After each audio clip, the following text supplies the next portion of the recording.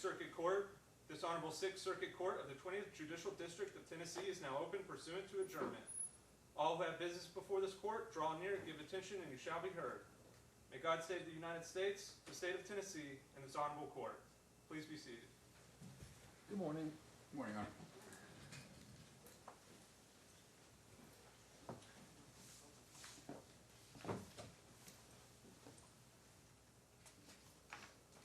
This is a matter of April Norris versus Warren Properties, actually Warren Properties versus April Norris, and the remaining counterclaim in 19C 1638, as well as a related case, April Norris versus Warren Properties 20C 73. Ms. Norris is here? Ms. Norris, yes. Would you please come up and have a seat over here, please? I didn't know I was waiting to get that okay. Yeah, you can have a seat over at that table. Be fine. Right here? Yes, ma'am. Thank you.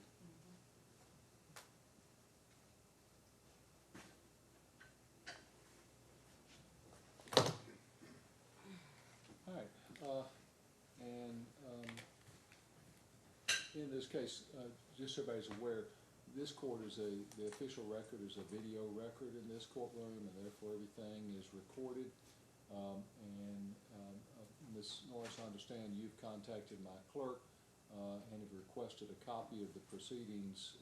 You are proceeding under an affidavit of indigency, and for those reasons we'll be glad to provide you one. It's normally $50, but since you're providing as an indigent on this, we'll give you one afterwards. It's usually ready 5 or 10 minutes after we conclude the proceeding. It's they burn a DVD and give it to you, and you can view it on any computer and can see that. But that is the official record of this matter, of anything, trials, whatever. If there's ever an appellate review of some sort, that's the record that needs to be submitted, although I always encourage lawyers and litigants to prepare an appendix with some typed out part of the transcript. You don't have to hire a court reporter for that. You can actually type it out yourself, because you can compare it to see exactly what was said. And you use a date stamp. For example, you'd say today be May 21 at 10:15 a.m. or something like that, where it starts, and so that you can find it on the record if the court wanted to review that. Okay. Now, since we are on a video record, I need you all to please introduce yourselves for me. And under this case, actually, Ms. Norris, you essentially are the plaintiff in these matters, because the only thing remaining in the 19C case is your counterclaim, and then there's the similar claim in 20C 73. So if you would just, and you can remove your mask, you can remove your mask, sure, while you're talking. And actually, I think you all are fine at this. You're socially distanced, so I know those things get uncomfortable, and it bothers me too when I'm walking around the public areas. So we just have to do what we got to do, I guess. So if you would please stand, introduce yourself. I'm April Norris. I am a former resident of Warren Properties in Mandolin Terrace, and I'm here to present my defenses on my counter complaints that have been pending since May the 8th of 2019.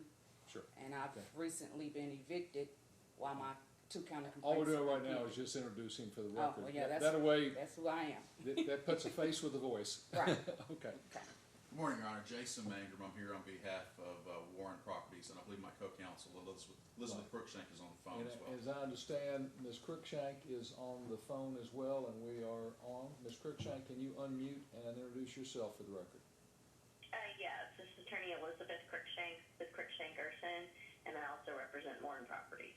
All right, and you are not going to be participating other than just listening. Is that correct? Correct, Your Honor. Okay, thank you, ma'am.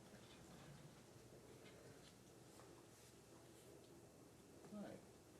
Your Honor, are we doing our talking from the tables or from the podium? The podium, please. Yeah. And so for that reason, you all don't get to the close chairs. I think you're fine where you are, Ms. Norris, on that. I can move over if you want. Well, it's roughly 6 feet if you want to. Okay. Don't get too far over, because it loses you when you stand up at table, but that's okay. I think you'll still be picked up right there. And, okay. And so, yeah, when you speak, it's better for you all to go to the podium, please. The reason being, it's a hotter mic.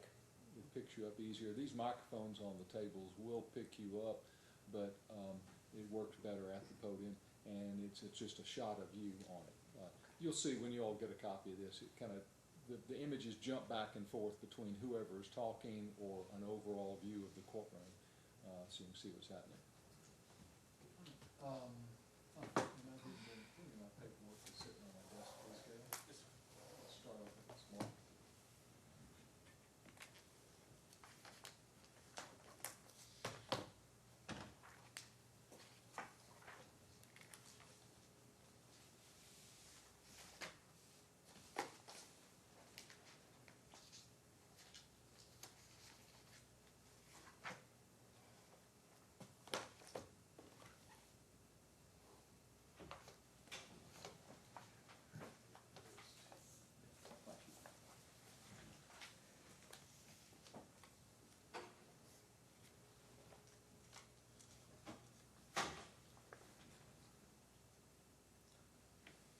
All right, we have several matters set today. And first up is the show cause hearing that I've ordered in this matter.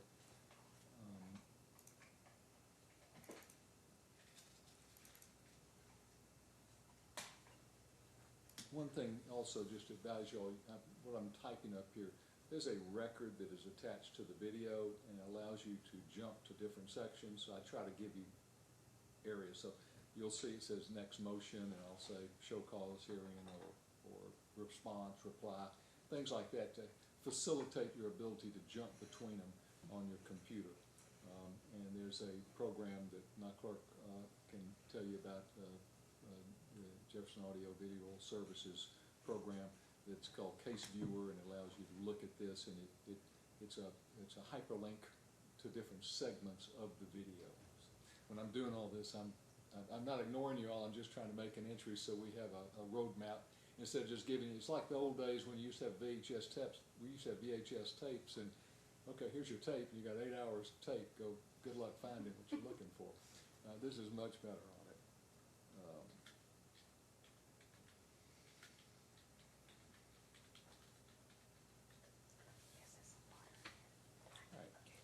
All right.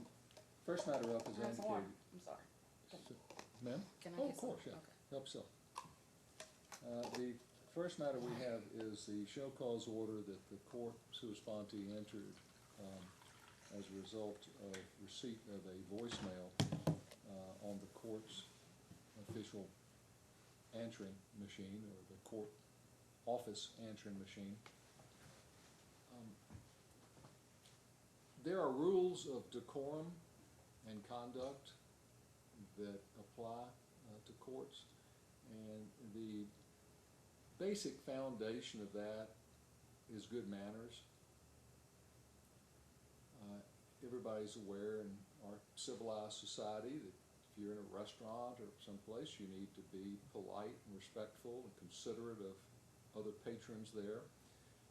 Go to church, it steps it up a notch. You're even a little bit more respectful and restrained, perhaps, in your behavior.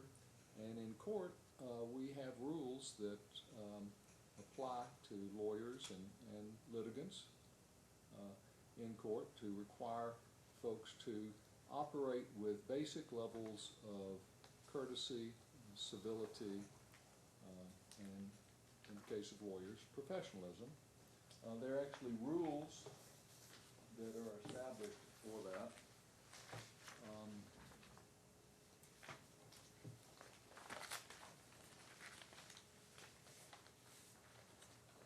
Rules of professional conduct indicates that a lawyer's conduct should conform to the requirements of the law, both in professional service to clients and in the lawyer's business and personal affairs. A lawyer should use the law's procedures only for legitimate purposes and not to harass or intimidate others. A lawyer should demonstrate respect for the legal system and for those who serve it, including judges, other lawyers, and public officials. while it is a lawyer's duty when necessary to challenge the rectitude of official action, it is also a lawyer's duty to uphold legal process. And the court, I'm fairly new to these cases. Well, one of them has been my case, but the one where most activity has occurred was 19C 1638. And there was a motion filed concerning an email that had actually been filed in the form of a response to a pleading by Warren Properties, and the email contained a number of obscenities, and there was a motion to strike. So that was one of the matters was set for today. And in going through the file, I noticed there were a number of motions that have not yet been determined, it appears. So I'm trying to narrow the issues and get this case on track. So I set everything for today. And rather than do it in piecemeal fashion, and frankly, in a large part due to the COVID-19 situation, these matters, which I believe originally one or two of them were set for May 8th, I passed everything to May 22 so we could have them all together at the same time, and I envisioned, frankly, a video conference at that point, as I've been conducting most hearings by video on this. After that, actually, once that order was issued, the court received a voicemail, which we have had preserved, and I believe, Ms. Robinson, maybe you've given her a copy of it? It's on my desk. All right, if you'll do that. Ms. Norris had requested a copy, and Mr. Mangrum, if you would like a copy of the voicemail, you are certainly free to have one. We'll make one for you as well. All right, we'll get you one also. And in this voicemail that was left on the Sixth Circuit Court's answering machine, again, it is replete with obscenities and some accusatory statements directed to the court and to officials of the court and other judges. I need to preface this, frankly, Ms. Norris. I understand that it is your perception that you have been treated unfairly by Warren Properties and by the court system. And as a result, you have expressed a very significant amount of anger in your pleadings. And it's very clear and evident to me that that's happened. And I understand it is frustrating and sometimes infuriating to be involved in lawsuits, even if you've got a lawyer for you. It can be tough. But, ma'am, I ordered you to come to court today, and I want to give you this opportunity here in a moment to explain to me what in the world possessed you to leave such a voicemail on the answering machine of the Sixth Circuit Court. If a lawyer had done that, I would have no choice but to immediately refer them to the Board of Disciplinary Counsel for sanctions, suspension, possibly disbarment. I need to afford you an opportunity to tell me what happened, and I'm just befuddled. 30 years plus I've been a judge.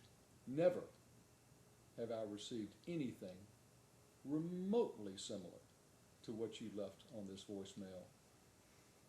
So if you would please step up podium, now's your time to tell me what's going on. All right.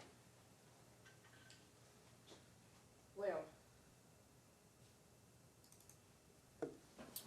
the reason why I left the voicemail is because I have been filing motions and pleadings since May the 8th that have gone ignored and non-responded to, and I have a recording also of Judge Binkley telling me that he doesn't respond to motions when I brought the issues up about my pending motions that I've filed that you saw that have been on the record.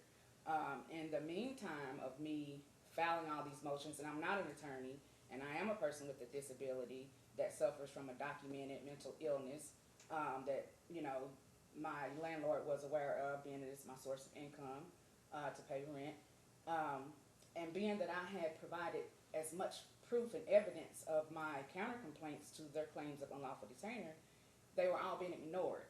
So at this point, I had also been evicted wrongfully while my claims were still pending. None of my defenses have been heard, even though I've got abatement notices from Metro Building Code saying that the unit was unfit and they needed to make repairs. So at the time that I left the message, it was pretty much my response to you not giving me the opportunity to have a video hearing on the 8th, and I had requested that on the 6th of May, and I didn't get a response from anybody about my request. And I wanted to have the hearing because I wanted to explain all of the things that was going on up before, up to now. But I wasn't given that opportunity again. So at this point, I'm like, they've denied my right to be heard through motions and writing. They've denied my right to be heard on a video conference. They've illegally evicted me using a void judgment that's clearly void on the face of it, but nobody's speaking up and saying anything about all of their violations that I have argued in my motions. Considering I'm not an attorney, I am pro se, I should have some leniency when it comes to how my pleadings are interpreted by the court. But the court should not just be ignoring them, and then for Judge Binkley to threaten to put me in handcuffs just because I pointed out that the other attorney Jason Mangrum did not prepare the order that he requested on September the 20th. That caused them to dismiss the case wrongfully. They had to reinstate it and strike that from there. A whole bunch of confusion, only for them to turn around and say, well, your motion to dismiss that you filed was not properly before the court, but the record does not reflect that. And then none of my arguments are heard, and then I'm evicted while all of my arguments are still pending.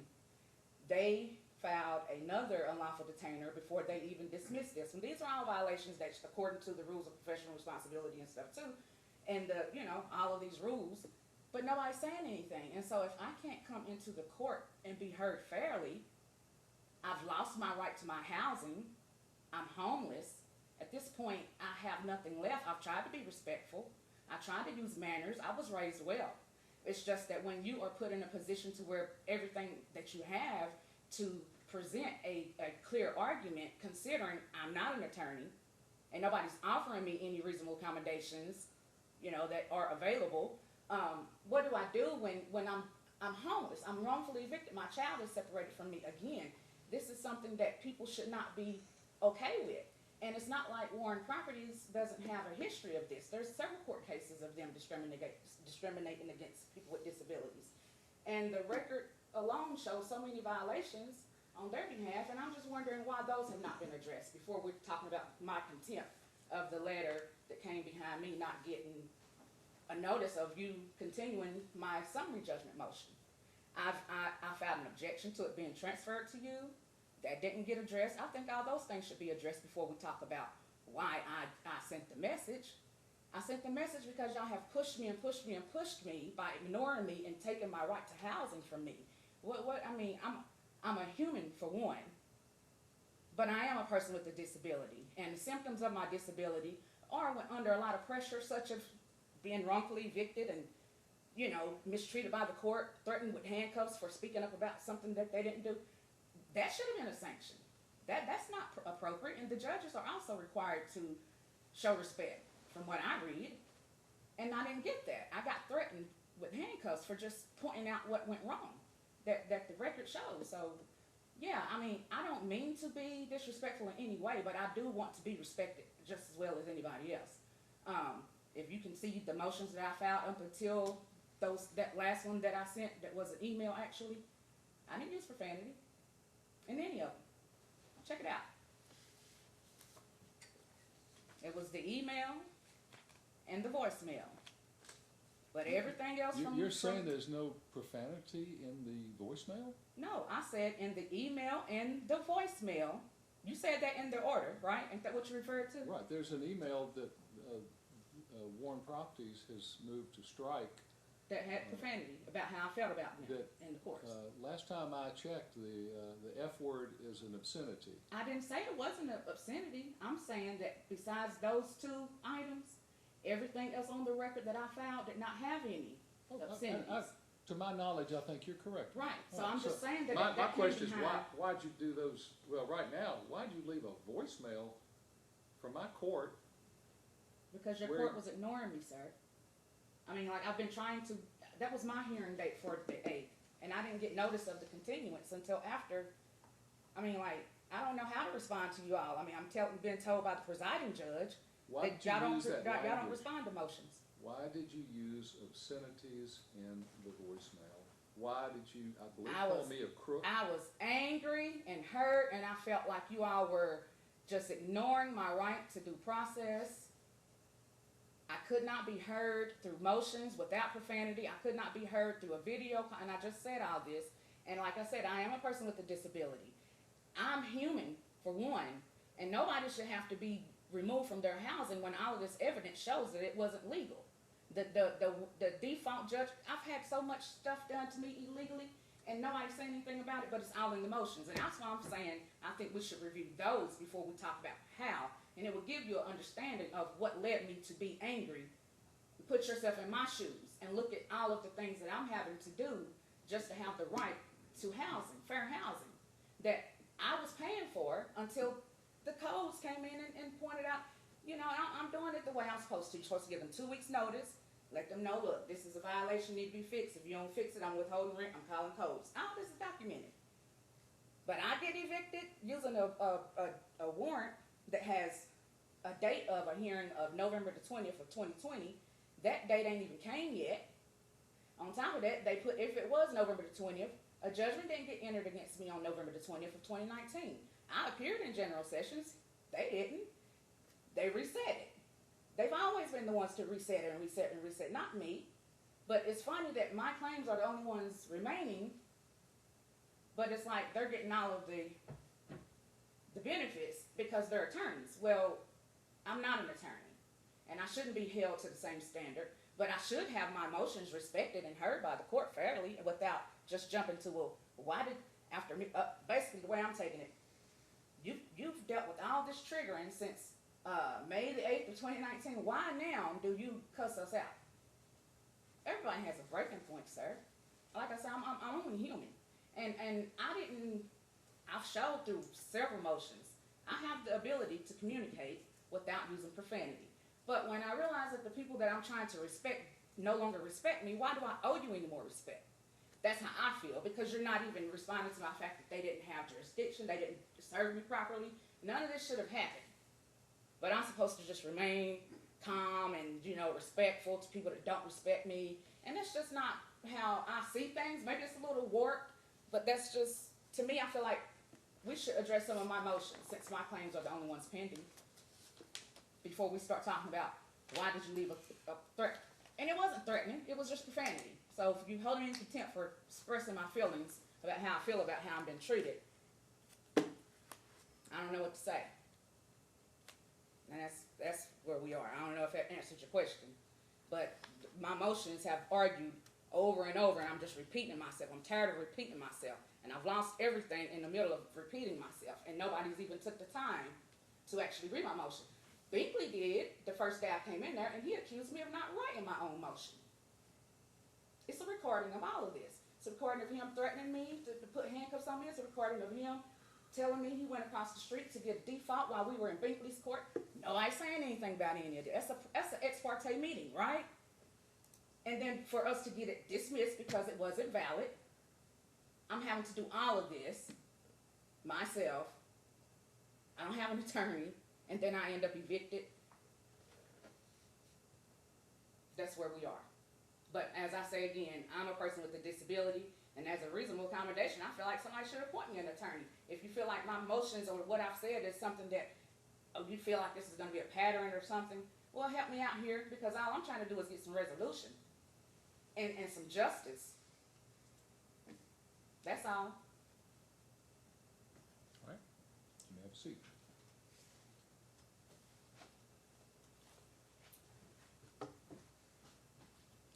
The show cause order does not deal with the merits of your case. The show cause order does not deal with your dissatisfaction with the way these cases have progressed over the last year, I guess.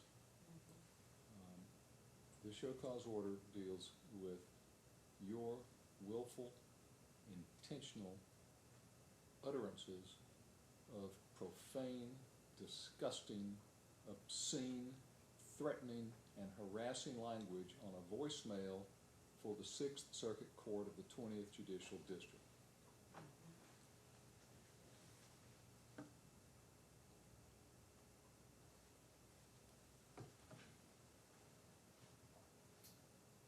Technically, under the law, what you have done, in my opinion, constitutes an indirect criminal contempt because it was not done in the courtroom. Under the provisions of Rule 42, Tennessee Rules of Criminal Procedure, I can suggest charges against you for criminal contempt, and the district attorney would prosecute you. You'd be entitled to bail. You'd be subject to punishment after a trial on the matter. And I wouldn't be the judge conducting the trial because you made allegations in your voicemail accusing me of being a crook. I've never met you till today, Ms. Norris. I haven't had any cause to really pay attention to your case until mid-February when the case was transferred from Fifth Circuit to me, because I had another one of your cases that was pending that had basically not really been focused on. You all have been focusing on this 19 C-1638 case. And then when I looked at the file and see this email that was filed in response to a pleading by Warren Properties that also is replete with obscenities and accusations, particularly against Judge Binkley, I would hope you could understand that it gives me some cause for concern. That seemed very unusual for somebody to be that rude and tasteless and accusatory in filings in the court. You are free to express your displeasure with anything any of us do. Every day, 50% of the people leaving my courtroom are not satisfied. It's just the way it works. I have to make a decision.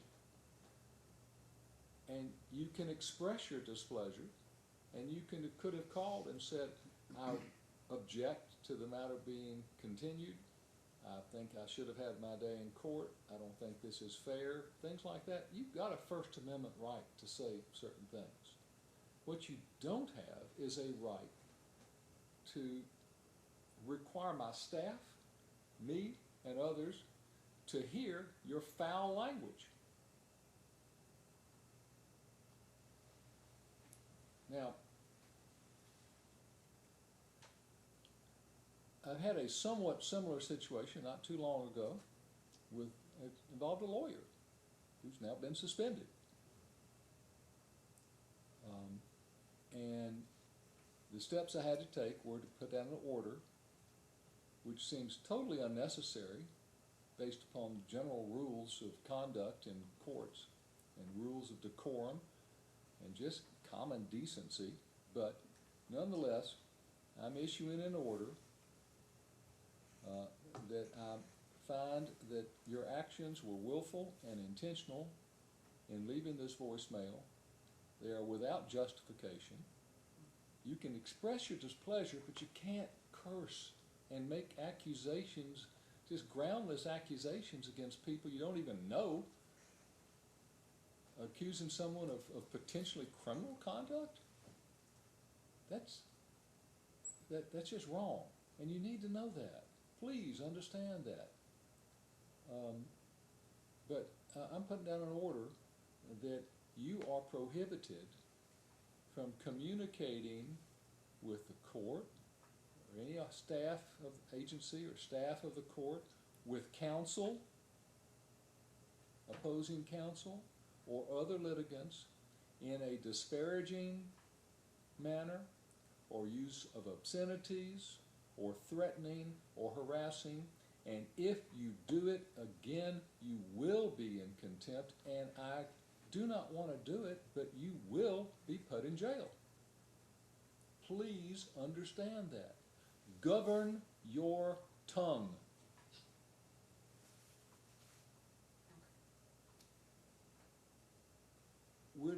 We're not in a locker room. We're not in a bar. We're in a court, and this is a court of record. This is a step up above general sessions. Things are much more informal down there. There are formalities, and you keep saying that you're supposed to be provided leniency. Well, ma'am, I must alert you to the fact that you are not afforded any leniencies. You are held to the same standards as a lawyer who's here. I will interpret your pleadings if they are inaccurately written, perhaps, to reflect the correct rule. I cannot give you legal advice. I cannot appoint a lawyer for you.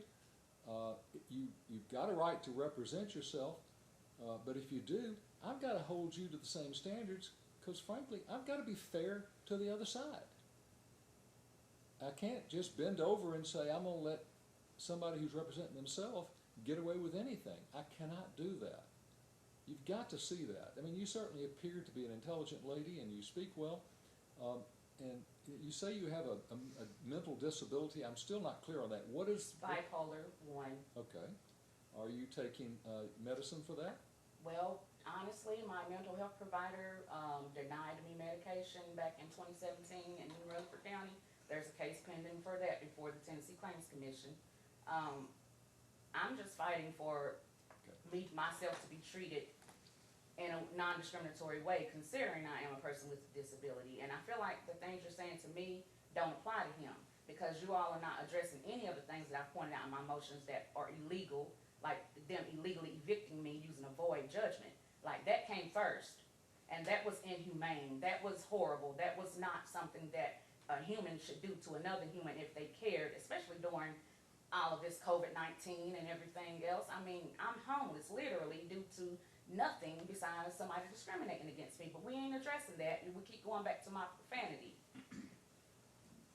And I understand that's not the way I'm supposed to talk, but the way all this has been happening is not the way it's supposed to happen either, according to the law. And I've argued this in my motions. Y'all have not addressed neither one of them.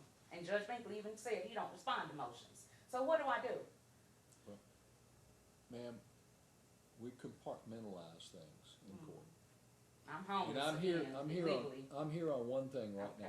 now. I'll deal with these other matters too. Because they came first. I'm just saying, but okay, I'm gonna be quiet. But please understand how important your behavior is. You will get yourself in a lot of trouble if you do this again. I'm homeless. If I go to jail, at least I have a bed to sleep in. I have some food to eat.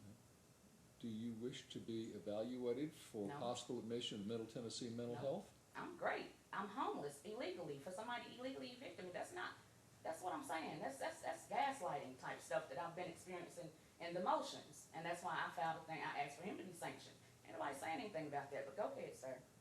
Even though I objected to you hearing this case, period, then you ain't responded yet, but go ahead. You have committed an offense against the courts of the state of Tennessee by what you've done. Okay.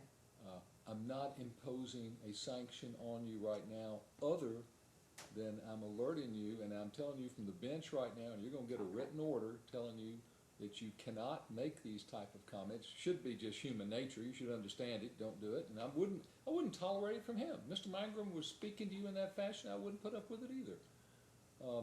But you may not. And if you do, it will be considered an act of contempt to this court because it's a violation of a direct order. Okay? So understand that.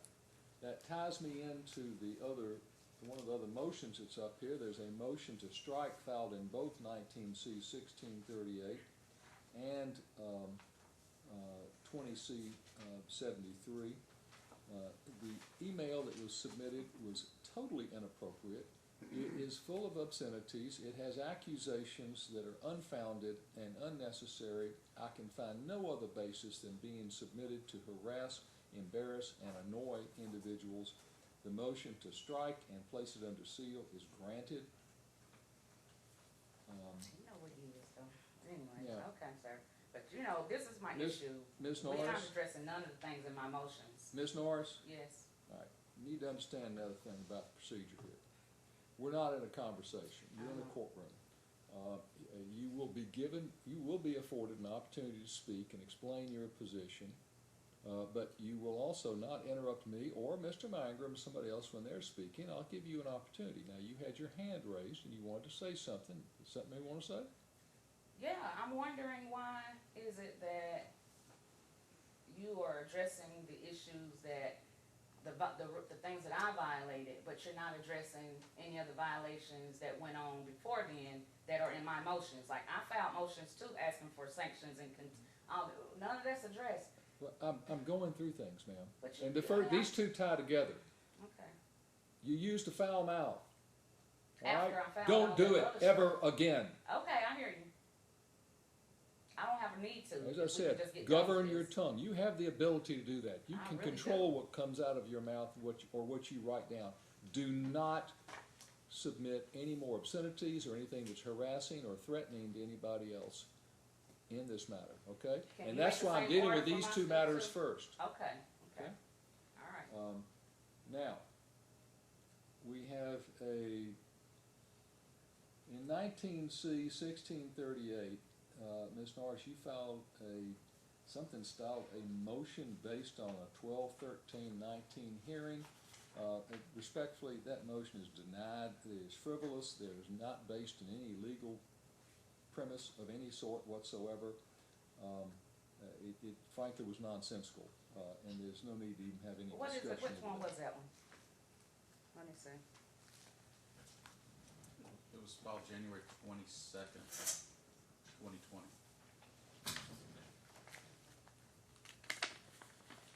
Motion requesting independent action by the court for fraud upon the court pursuant to TRCP 6002 by Judge Joe Binkley, Attorney Elizabeth Crookshank, Jason Mangrum, and Lonnie Hoover, or in the alternative, motion to make additional findings of fact pursuant to TRCP 5202, or a motion for a new trial pursuant to TRCP 5904. The motion has no legal basis at all. It is denied. I object. Note your exception. Okay. There is a motion for a more definite statement that has been filed in case number 19C 1638. Now, the motion for more definite statement was for you to set forth the basis for this motion for summary judgment which you had filed. Respectfully, I think these motions tie in with each other. Ms. Norris's motion for summary judgment that was filed, and Ms. Morris's motion to strike the response of the of Warren Properties to the motion for summary judgment, and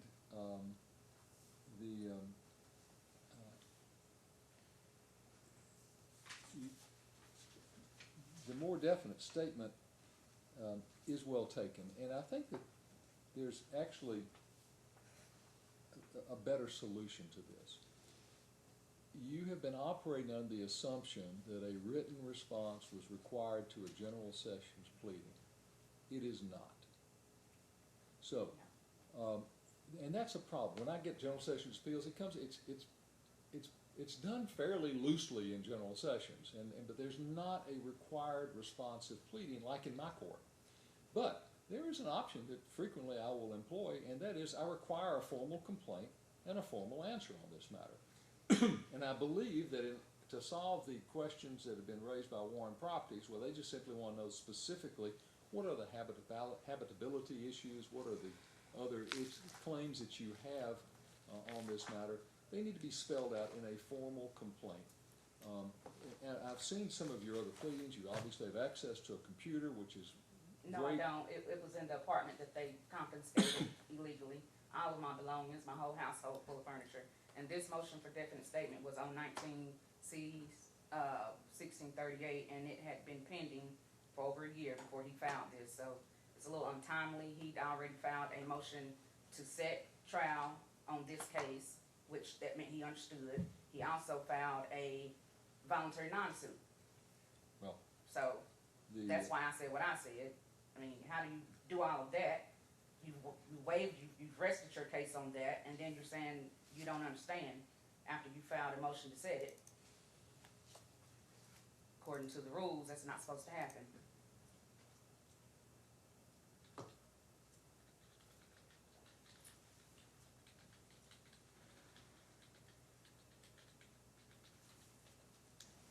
on the motion for a definite statement, the court is going to require that Ms. Norris file a formal complaint setting forth your factual basis and the causes of action that you are seeking to pursue. You need to do that. You ever seen a regular complaint, Ms. Norris? Okay. You do it numbered paragraphs, and so you just identify plaintiff is April Norris, defendant is Warren Properties, whatever. And you set up, and it's giving them notice of what the claim is. It's not done as informally as just that narrative that appears on a general sessions warrant.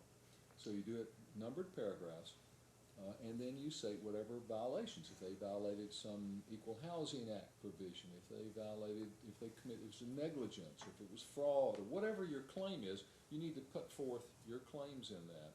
I mean, So I presented it in court in general sessions. Well, I'm telling you what to do now. Okay. So it needs to be in writing, and the reason we do that is because that, again, narrows the issues and let us see what we're trying a case about. You don't want to get a trial and suddenly find out you think you're trying it on this issue, this claim, and they think you're trying on something different. That'd be unfair to both of you. So you're required to prepare a formal complaint. It basically is what you've said in your general sessions. You're obviously limited to that, but you need And to I didn't spell choose it that out. court, you know, I didn't choose And that. I'm going to give you 20 days to file a formal complaint, and then I'm going to shorten the time for the defendant to answer to 20 days. Now, the 20 days for filing the formal complaint and the answer, that will be from date of entry of order. So that may not be, and you can count from today, but you're really going to have a couple extra days on that, okay? You need to serve Mr. Mangrum, and then you also need to file it with the Circuit Court Clerk's Office under 19C 1638. And then Warren Properties will file an answer, and I'm going to shorten the time for them as well, so they'll have 20 days. So hopefully in about 40 days, we'll have this case ready to go at issue. That's what happens when you have the complaint and the answer that's there. Excuse me. Can I ask, will this be considered a new pleading? I'm assuming No, since. you're taking your general sessions complaint, But I'm saying if I'm serving is it, it in will be something new. counterclaim rather, Right. which is what is remaining in this case. Mm-hmm. Yeah, all of theirs have been heard and decided on. Mine is the only one that haven't somehow.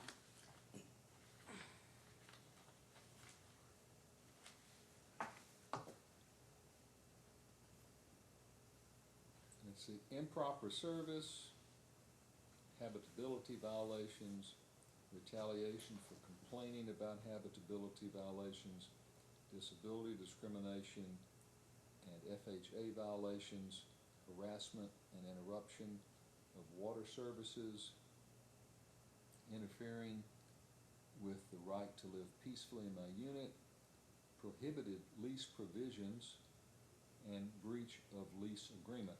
Now, obviously, on those, for example, you need to spell out a little bit more. What was a prohibited lease provision? You know, if there was some portion of the They lease. didn't have the security deposit information. You just need to spell that out, Yeah. okay? Mm-hmm. And when you say breach of the lease agreement, you need to say, what did they do to breach it? You know, you can't say, well, they breached the lease. Well, they breached it because they didn't give me, they cut off my services, or they did whatever. So you just need to spell that out for them. They can then see exactly what you're complaining about, and then they can answer that. Now, I want to go ahead and address this motion to strike as well on the motion for summary judgment. And that is respectfully denied. The motion for summary judgment that you filed, ma'am, is respectfully denied without prejudice. Now, I'll be issuing orders on these. So that's denied without prejudice. That means that once you've got the complaint filed and the answer's there, if you wish to file a motion for summary judgment, you may do so. I note, though, that what you have filed did not comport with the requirements of Rule 56. You must include a statement of uncontested material facts, and those have to be referenced to the record, to either affidavits or something. It can't just be a conclusory statement. So like point out to the line on the record of the motion that I'm speaking about? Well, or an affidavit, if you have an affidavit that addresses it, or if there's some document that you're referring to, you need to refer to that. You can't just simply say, they breached the lease agreement.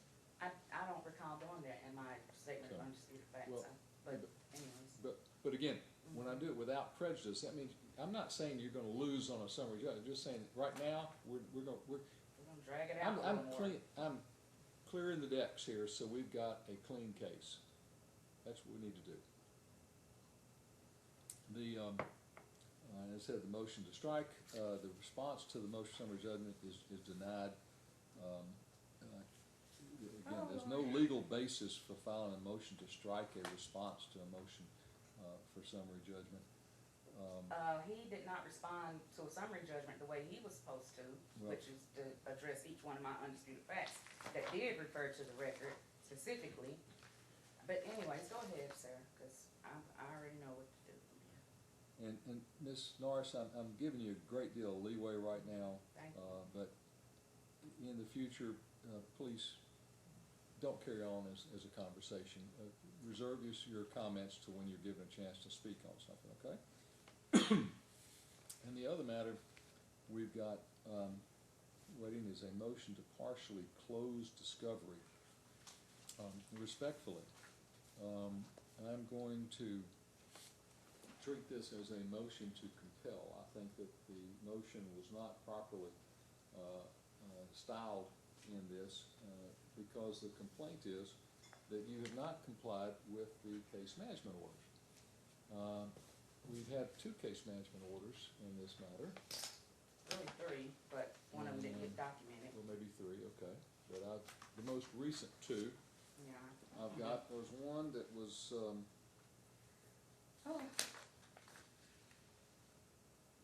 15th day of April 2020, which refers back to the case management conference that occurred on January 28th.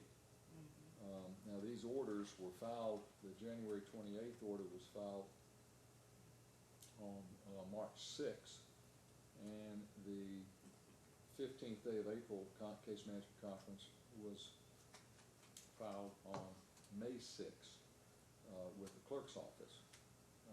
And under the most recent case management order, which I have signed and approved, Ms. Norris, you were required to answer pending written discovery by May 15, 2020. And you were required to submit written discovery to Warren by May 1, 2020. And Warren was required to respond to any such discovery by June 1, 2020. And it was reset for another status conference on June 11th.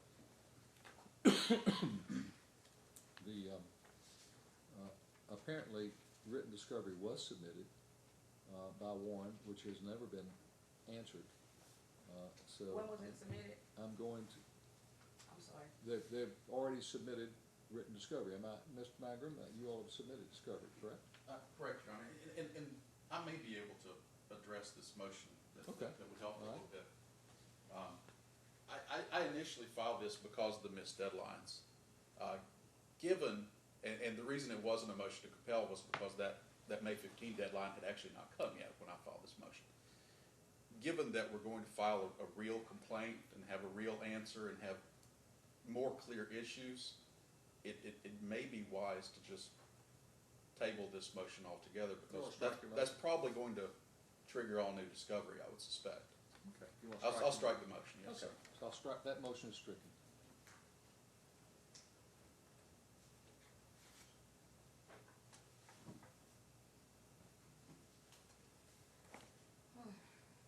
And, there's one other motion that's pending that I found that was not on my order for today, and that's a motion to dismiss case number 20C 73 on grounds of prior suit pending. Ms. Norris, I guess, do you see any distinction between 20C 73 and 19C 638? Aren't you asking for the same thing in both? It appears that both of them are challenges against Warren for habitability issues and your wrongful eviction. There's a big difference, and the difference is that I would have never filed the second one had they not filed their second unlawful detainer. I'm just responding to what they were doing. So they also didn't need to file a second unlawful detainer while the first one was still pending, according to the rules of procedure, 41.03, something like that. Well, when you say a second unlawful detainer, I'm not. The one that was transferred to your court was an unlawful detainer that they got granted to them in general sessions after they got a default on me on December the 13th that was set aside because I didn't default on January the 10th, I believe. But they, used that to evict me, but my counter complaint got transferred instead of hearing them together on that day. I've been denied the right to present any of my defenses to anything, and so that was why my second one was filed. And I felt the same way about them filing their second unlawful detainer. It should have just been, if it had been done appropriately, had they dismissed their first one first before filing it, then we could have just put it underneath that same case number. But we got all these different case numbers because that's what they started. It wasn't me. I can't file a counter complaint without a complaint already been filed. So I'm just responding and presenting my defenses, which have all been ignored, and then I'm homeless because all of my defenses and counter complaints both have been ignored. So, Well, but no, they're not the same. Let me see if I can find the distinctions. And again, this is more for information purposes right now, because that motion's not technically set today. But I just, as a matter of practicality, I wanted to find out if you saw any distinction between that Yeah, I case do. and the other one. And because if I were to grant their motion to dismiss 20C 73 for prior suit pending, all it means is all the matters will go back to 19C 1638, and you If you were to essentially are in the dismiss it. position of plaintiff there, because only your counterclaim remains, and we would try them under one docket number as opposed to you don't have two cases dealing with the same subject matter. But if you think there's a distinction, I want to afford you an There are opportunity. dollar amount distinctions as well as other thing distinctions. Well, you need to do so in a response. So I'm ordering that. I need to what? You need to file a written response to the motion to dismiss that I has been have. filed in that case. I have not seen one, ma'am. Oh, let me see. You've got one, let me know. See where the record is here. I mean, I was gonna give you an opportunity to file another one, but if you think you've already filed one, then we can go ahead and set it for a hearing. I mean, it don't matter. I mean, it seems like you're giving them everything they asked for regardless of what I've argued. So at this point, I'm just letting you write because I've already objected to your jurisdiction of even having the case. That ain't been responded to. So go Thank you. ahead and do whatever you feel that you are supposed to do legally. Well, and I I understand. recognize that you objected to the transfer. Fifth Circuit didn't recuse. Right. When a court does not recuse, they have a right to we transfer among ourselves all the time. And all Fifth Circuit did was transfer your case to me because I had 20C 73 already ended. I Ms. believe in one of Cruikshank, his can you mute motions. your phone, please? In his motion, he had asked for this case to be transferred to Binkley's originally. And then all of a sudden, now it's just, whatever. I don't have an apartment. That was my argument in the point of even filing a counter complaint, period. So at this point, just, you know, Well, I wanna move it along as fast as I Right. can for you, and please understand, I'm not making a decision on the merits of your claim. I know. You know, not now, I mean, you know, we will, but we've gotta get it postured so that we know what the issues are. But then nobody And do that we before examine. they evicted me though. Well, we Do are you where even, we have are. you even seen it? Have you seen the warrant, the writ? Did Ma'am. you see all of that? Ma'am, I know it's frustrating to you, and you say you're living out of your car, and I know that must be very, very difficult, but, I wanna clear away all of this underbrush so we see what this dispute is really about and get it heard as soon as possible. And I wanna give you a full opportunity to fairly present your complaint and determine, so we can determine whether or not you're entitled to recover or not. So, Recover. what I wanted, we're gonna set this motion dismiss, and have you need to just double check and make sure if you have a written response, or if you wanna file a supplemental response. I filed if you have. several I have not responses, found yeah. one in the file. Okay. And, I'm about to file. Mr. Mangum, do you recall receiving a response? No, sir, I looked through the pleadings and I didn't see a specific response. There were various filings that maybe, Might have not been worded exactly the way you feel like they should have been worded, but Well, and, I understand. and that's, maybe I can help on that. Again, I can't give you legal I'm advice, not but I asking can you to. guide you with some procedure. When someone filed, there's a motion and a response, and those are sort of magic words. So you file a motion, you're asking for relief. A response says, this is my response to it. I object to it or whatever, but you file it as a response. So use that word in your documents when you're filing something against a motion that's been filed. You don't file a motion to strike a motion, for example. That's not, motion to strike is when you want to remove a piece of evidence. For example, an expert's opinion or something, you have a motion to strike that expert's opinion. All right, today is the 22nd rather.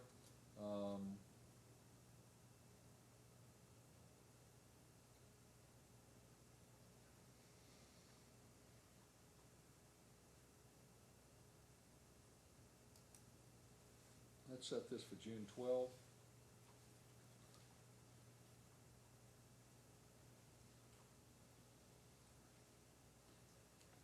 And that will be at 9:30 a.m. Hopefully, we're back to more or less a regular motion docket. Your Honor, You I have a think I'm going conflict? to be out of town on the 12th. Is the 19th a good day? Okay. And I don't know what we're doing. 19th is the week of judicial conference, but we're not having a judicial conference this year. And you've got your 20 days to be doing your complaint as well. I don't want to overload you, Ms. Morris. What about the 26th? Whatever. All right. So June 26th. I'll probably have it transferred to federal by then. I'm gonna do my complaint and transfer it, but whatever. All right, it's set June 26th at 9:30 a.m. is a motion to dismiss 20C-73. And the motion to dismiss, so you understand, is simply he's saying it's the same thing. You're seeking the same relief in that case as in 19C-638. You tell me you see some distinctions. I want you to show me what those distinctions are. A response must be filed no later than the Monday before that. Did he So respond to my motion to dismiss? Ma'am, listen to me. This is what you're gonna do on this motion. Okay. Your response is due no later than June 22, and it's set for hearing on June 26. So you have until June 22nd to file a written response to the motion. Otherwise, it may be treated as unopposed and granted regardless. But just tell me what's different. I mean, this may be maybe I missed something, and just show me what I've missed on it, and we'll let you have a chance to be heard on the 26th on that time. Now, in the meantime, you all still have a case management conference set, I believe, on June 11, is that right? Can I speak about the case management? I was the one that requested case management because I was trying to get all of these kinks worked out before I was illegally evicted. At this point, there's nothing left to argue or to need this to be drug out any further, especially being that we were supposedly ready for trial based off of that motion to set. There's an order So- for you to appear for a telephonic case Well- management conference on June 11, and at that time, y'all can discuss whatever needs to be discussed with the special master. Now, you need to understand, the way the special master works is that she will handle things on a much more informal basis. So, come June 11, if you've got some issues that have come up. She don't listen. I got recordings of her not listening. But, okay. Ma'am, respectfully, you have a tendency to interject yourself into a conversation before someone has even completed what they're saying, I've noticed today. Please try and listen to what Special Master Nichols says if something's going on. So she's there to try and help get this thing set for trial. We're not pulling against you. That's not what's going on. Oh. All we're trying to do is get this case set for trial so that you can have it heard, but I want it to be heard in a legitimate fashion, and I want to know what the genuine issues are. It would've If been- you have been forced to live in a place that is insufferable and is below codes or something, or they've diminished services and done that to you, you're going to have a chance to prove it. But if that's the case, you will be able to recover something. But if not, they've got a right to put up their defense as well. Right now, we're just setting the case up for trial. Please cooperate with us on this. So, going away from this hearing, I want you to please remember, first and foremost, watch your language. Please don't put me in a position where I've got to take some stronger sanction against you. I don't want to do that. Please don't. I want to give you an opportunity to voice your complaint. Get working on your complaint and get that filed so they can file an answer, and we know exactly what the issues are, what the facts are that we're dealing with on it. And then if we need further discovery, based on Mr. Mangram's statement, we'll consider reopening discovery if we need to and go through that. And Well, at the what, special, when the at the, apartment is gone, all of my stuff is gone, everything that we were arguing about is gone. well, and that's the purpose Anybody of say nothing about- damages. That's the, If that's- oh, okay. That's why you have damages if you got Right. there. The law recognize, other than real property, which does allow injunctive relief, normally real property, personal property, if you've lost something, the value of that personal property becomes damages. And so if they took something wrongfully from you, yes, you're entitled to recover that. But you have to prove it, of course. I've already proved it, Well, but it ain't been, We haven't had a trial addressed. yet, so we'll. you ain't read the motions yet, but his have been read. But okay, let's The, just go and get your order so I can get my, Ms. complaint. Norris, yes, sir.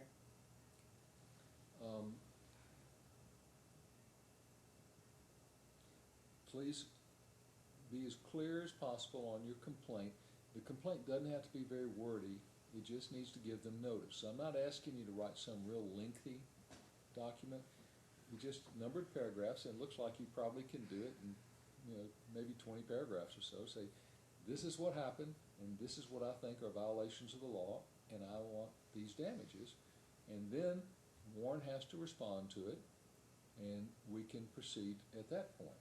Can I ask a question? right yes, quick? ma'am. Can I amend it, even though it's not even been official, because I wanna add the eviction and all that has come out after that was filed? Or do I need to do another one? Well, there's, See, this can go on and on because there's more stuff since then.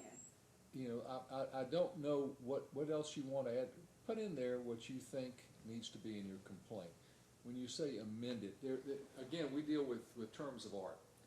You have a motion to amend a pleading, and that's when you have a complaint. You've got a general sessions warrant, which is the initiating document. There's never been a response to it.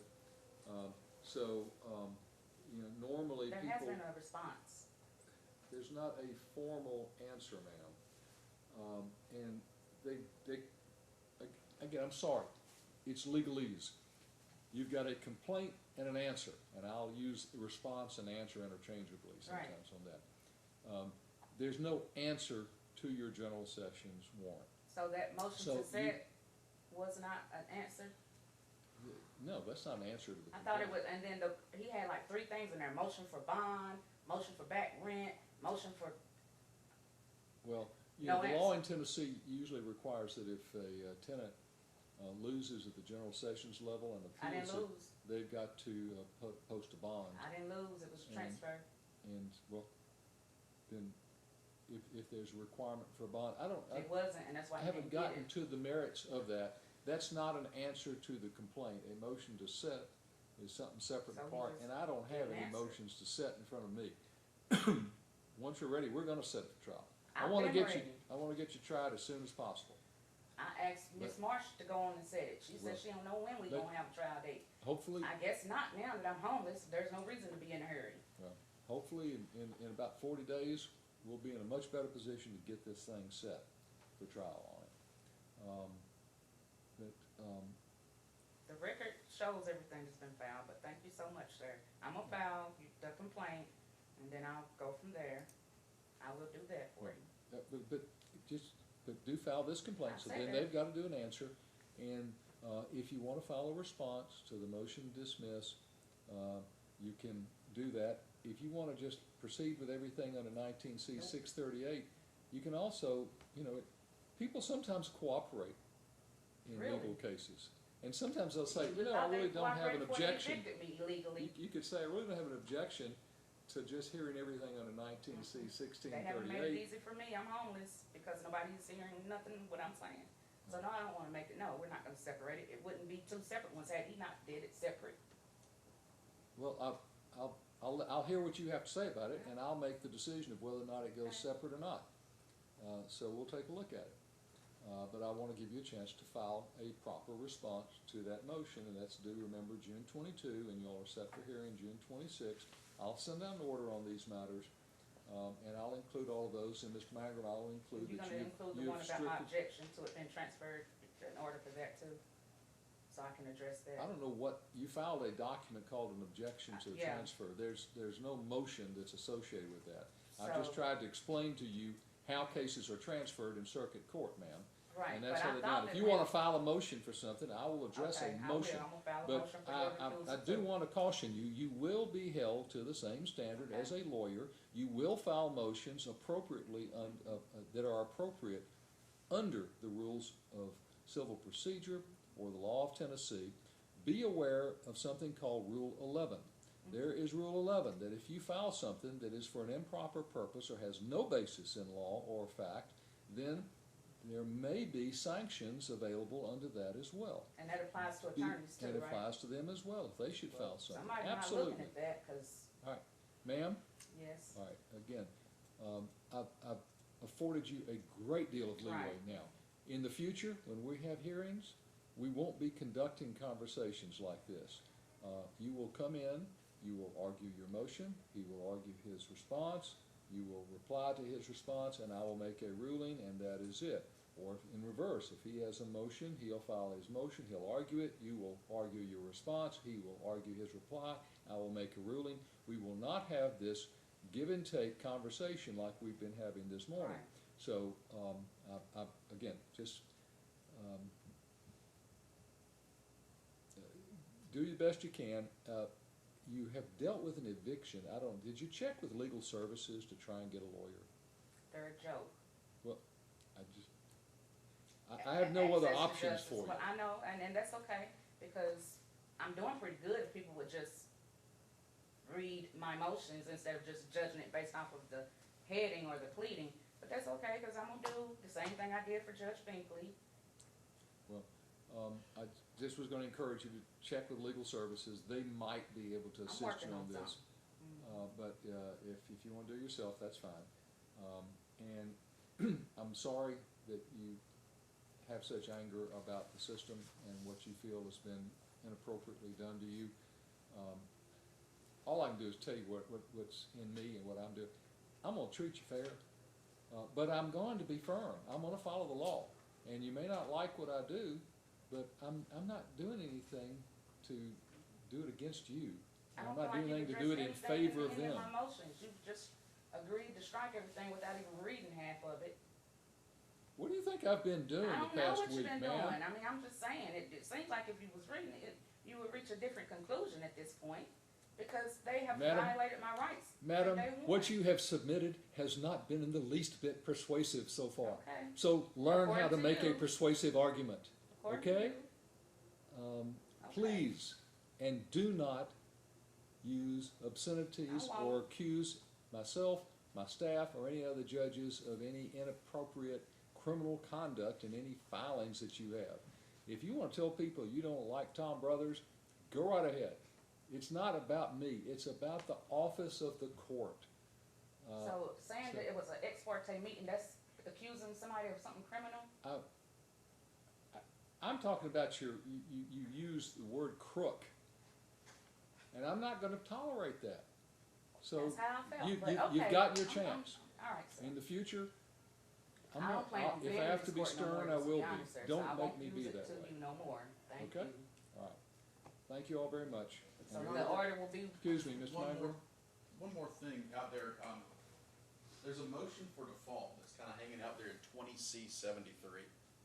It was never set, there was a response, I don't know if we wanna set that for, Let's set that, okay, I remember seeing there was a motion for default filed by Ms. Norris, right? yes, sir. Okay, in 20Cs. So if we wanna add that to the date on the 26th. That will be also added on June 26th. that's nice that you give court dates for defaults, because they don't do that in the other courts. Am I lying? Ma'am, Yes. you're getting perilously close. I'm All right, stating facts. please understand, you are getting perilously close to me holding you in contempt. Please govern your tongue. Okay. Thank you all very much. Take care.